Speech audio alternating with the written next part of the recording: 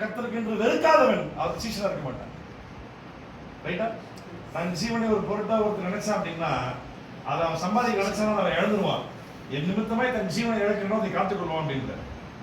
So அந்த so தட்ன்ற அந்த word இந்த மாதிரி நிறைய வசனங்கள் பைபிளில் வந்து நம்ம அதுக்காக தான் நான் அடிக்கடி சர்ச் மக்கள்கிட்ட சொல்லுவேன், அடிப்படையான உபதேசம் தெளிவாக புரிஞ்சுட்டு அந்த அண்டர்ஸ்டாண்டிங்லேயே பைபிளை படிக்க ஆரம்பிக்கும். நம்ம ஒரு ஸ்கிரிப்சர் பேச ஒரு வேத பகுதியும் ஒவ்வொரு விதமான கண்ணோட்டத்தில் மாற்றி வாசிக்கவே கூடாது. அப்புறம் இன்னைக்கு ஆண்டவர் அழகா எனக்கு மறுபடியும் உணர்த்தின ஒரு மிகப்பெரிய வார்த்தை இந்த வசனம். அதுதான் என்ன அப்படின்னா, ஆண்டவருடைய அழைப்பு உன் வாழ்க்கையில தெளிவா நிறைவேறணும் அப்படின்னா அது ஃபர்ஸ்ட் செகண்ட் காரியம் தெரியுமா? சுயத்தை முதல்ல இருக்கணும்.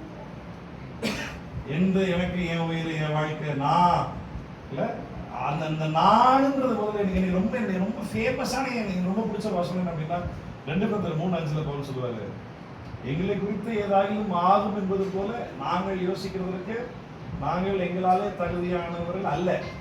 பவுல் எழுதுறாரு, என்ன எழுதிருக்கோம்? நான் எழுதியிருந்திருக்கோம். நாங்கள்னு சொல்லி அந்த அப்போஸ்தலர் டீமை சேர்த்துக்கிறாரு மொத்தமா. ஒன்றை குறித்து யோசிப்பதற்கும் நாங்கள் எங்களாலே தகுதியானவர்கள் அல்ல. இது ரொம்ப பிடிச்ச வசனம் தான். அதாவது நாங்க ஏதோ பெருசாக செய்யறோம்ன்றது போல யோசிக்கிறதுக்கு கூட எங்களுக்கு அந்த யோசிக்கிற அளவுக்கு கூட கெப்பாசிட்டியோ தகுதியோ அந்த எபிலிட்டியோ இல்லைன்ற. எங்களுடைய தகுதி தேவனால் வந்தது அப்படின்ற. அப்போ அந்த வருஷத்தை மறுபடியும் ஒரு விஷயம் சொல்லி முடிக்கிறேன், என்னுடைய உயிர் கூட ஒரு பெரிய விஷயமே இல்லை அப்படின்ற அந்த லெவலுக்கான ஒரு அர்ப்பணிப்பு வரும்போதுதான் என் மேல ஆண்டவர் வச்சிருக்கிற அழைப்பை வந்து என்னால முழுமையாக நிறைவேற்றி முடிக்கவே முடியும். அப்படியே மாத்தி சொல்லப்படுது, என் உயிர் ஒரு பெரிய பொருட்டா நான் நினைச்சுக்கிட்டு மற்ற நேரங்களை ஊழியம் செய்யலாம் மிச்சர் டைம்ல அப்படின்னு நினைச்சு அப்படின்னா நல்லா கவனிங்க, உங்களை குறித்து இருக்கிற உங்களுடைய சிந்தனை தான் உங்கள் மேல வைக்கப்பட்டிருக்கிற அழைப்பு தலையாவே இருக்கு. ஆமென்.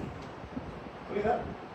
உங்களை குறித்து உங்கள் மேல் இருக்கக்கூடிய ஒரு சிந்தனை தான் உங்கள் மேல் வைக்கப்பட்டிருக்கிற அழைப்பு ஒரு பெரிய தடையாவே இருக்கு.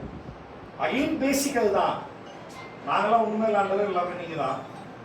எங்களுடைய தேவைன்றதெல்லாம் ஒண்ணுமே இல்லை, எல்லாமே நீங்க தான். ஏன்னா என்னுடைய ப்ராக்டிகல்ஸ் இப்ப கடந்து போயிட்டு இருக்க ப்ராக்டிகல்ஸ் நிறைய பேர் பயக்கப்பட்டு எழுதுருவீங்க. அதனால நாங்கன்னு சொல்றது எந்தன்னு சொல்றது இல்லாட்டி ஏன்னா என்னுடைய தேவைன்னு சொல்றது இது எல்லாத்தையுமே கர்த்தர் பார்த்துக்குவாரு அப்படின்றது வார்த்தைகள் இல்லாம, அது பிரசங்கம் பண்ணுவது மட்டும் வார்த்தையா நம்ம சொல்றது இல்லாம என்னுடைய மனதளவுல நம்முடைய மனதளவுல நம்மளுக்குள்ள நமக்கே சொல்ல எப்ப தயாரா இருக்கும். அதுதான் ரியல் கமிட்மெண்டா நான் பாக்குறேன். ஆமென்.